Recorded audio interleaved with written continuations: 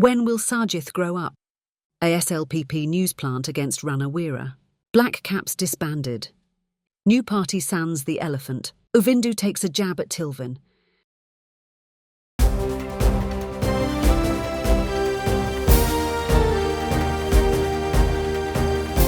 The leader, දේශයට මග කියන ප්‍රවෘත්ති පෙළගැස්ම. When will Sajith grow up? Punching above its weight, the SJB recently formed a Samagi Jana Sandhanaya by entering into separate pacts with GL Paris, Dylan Pereira, Nalaka Godahewa and 3 others. President Ranil Wickremesinghe described it as the SJB getting overcome by SLPP rejects. Ranil said that the SJB no longer has UNP policies, and its policies are planned by Viyathmagas Godahewa. The SJB had been planning for months to launch its alliance, but it got delayed because Sajith Premadasa could not lure anyone other than those 6 from the Dulles Alahaparuma faction. In the end, it came out, but the SJB has been having internal rifts since it became known the 6 were becoming closer to Sajith. After Sajith said that Godahewa was his economic advisor, the Economic Council trio of Kabir, Harsha and Iran are a disgruntled lot.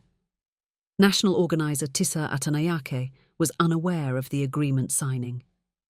On the following day, he told the media that he got to know about it just 24 hours in advance. He added that he was not happy with the newcomers either. Senior lawmaker Thalitha Aluthkarala, too, expressed disappointment with Sajith when she spoke to a YouTuber channel recently. She said she regretted having left the UMP. Many question if Sajith has not yet grown up. Is he so foolish as to cause internal rifts by accepting SLPP rejects into the party? They recall how he asked his mother Hema as to when she would be sworn in as the president after his father was killed in 1993. For Sajith, what he does may be justified by his calculations. That's because he knows who would be left with him in a few months' time. He suspects that Atanayake, Thalitha, Harsha, Kabir, Iran and others would leave him for Ranil soon after the presidential election is announced. So it is said that he would not hesitate now to accept even SLPP's Johnston Fernando and Rohitha Abegunawardena if they are willing to do so. In the meantime, NPP's Dr. Harini Amarasuriya claims a conspiracy within the SJB to get Sajith into trouble by pushing him for a debate with her party. Premadasa is without a history of debating matters, and instead is known for his speech-making only, she said, at a party event in Trincomalee. She added that the MPP was prepared for a debate any time, although both Ranil and Sajith resort to evasive tactics. There is a hidden move to cover up the debate proposed between AKD and Sajith. Harini and her camp know that their own nudity too will get exposed at such a face-off, so they are making attempts to prevent it from happening. A SLPP news plant against Ranil. Ranil is causing quite a furore within the SLPP ranks over their support for him at the presidential polls. The one about Prasanna Ranil could well be one of the many news plants aiming to even things out. Here is how it goes. Following in Prasanna Ranatunga's footsteps, Ranil proposed that they support Ranil when the SLPP held a meeting in Gampaha to discuss May Day arrangements. Abegunawardena, Karyawasam, Ganapola and other party figures were present at the discussion attended by around 300 area politicians at Ronaya residencies at Biagama on the 7th. When Ranil said during his speech that there was no alternative but Ranil, he was vehemently opposed by those present. They said that they would support even if the SLPP fields a puppet, and warned that meetings should not be held in support of Ranil. It is reported that the above is a plant by the anti-Ranil faction in the SLPP. So, always keep updated of what actually happens to avoid getting deceived. Blackcaps disbanded. Iranda Ginigai, Gota's advisor who now works full-time for Namal Rajapaksa, says the violent Blackcaps gang at Aragalaya are now officially with President Wickremesinghe. In a Facebook post, Ginigai says it is well known that Blackcaps is a UNP's cat's paw. Its convener Hemapriya Kaviratne is the political secretary of Tiran's party, from which Ranil is going to contest.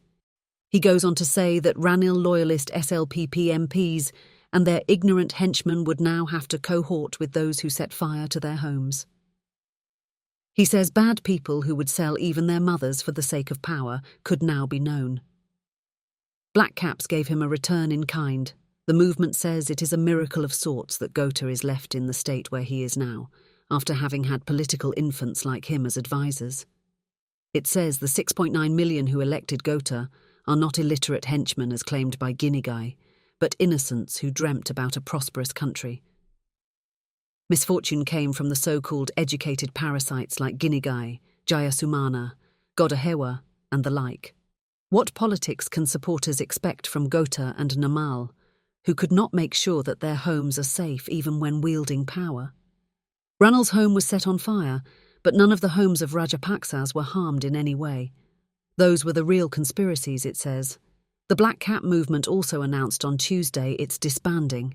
It comes in a statement issued on the 2nd anniversary of the Aragalaya, as its activists are now involved with various political parties. New party sans the elephant. There is raucous talk about a new party in the making that will be joined by Nimal Lanza faction, Prasanna Ranatunga and others.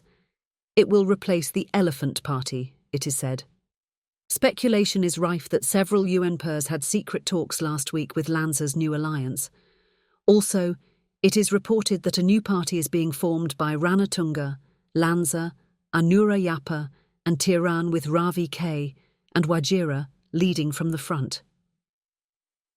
The Leader TV has been saying for months now that Ranil is a certain candidate. Expect him to enter the game after a vacation in Nuwara Elaya during New Year. Publicity work for his campaign has been given to a foreign firm that is already in the island to make the preliminaries. His chief of staff, Sagala Ratnayaka, is the coordinator. Ranil has been told to be more careful of his wardrobe. In the meantime, several campaign offices were opened last week. Sagala has one down Rosemead Place and Wajira's at Flower Road. Ravi K2 is planning to set up one soon. All these will function while Sirikotha has its own campaign running. An office by Prasanna and Kanchana functions at Malalasikara Mawatha, while Lanza's Rajagiriya office is busy as well.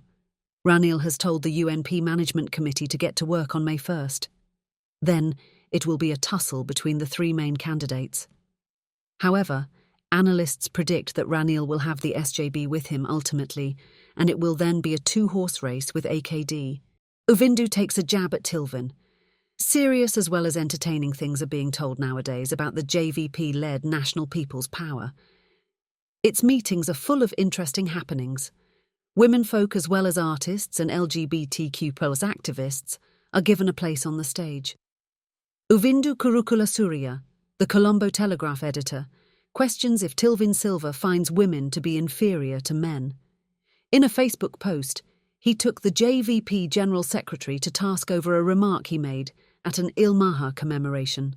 He referred to JR's claim that his constitution would be able to do everything, barring the changing of genders.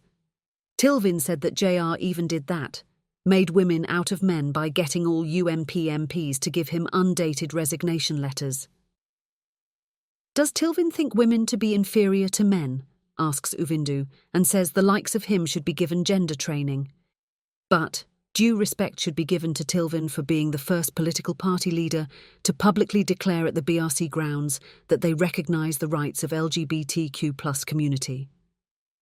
All of us have stereotypes embedded in our minds that give rise to racism, caste, class, and other differences. Such untold things come out of our mouths even unintentionally. The person who says so may be or may not be admitting it. New political movements should raise a voice against such in society, says Uvindu. The analyst type has taken the MPP very positively. For our part, we won't make any comments. One thing is clear, the economic crisis and the Aragalaya changed the course of our politics.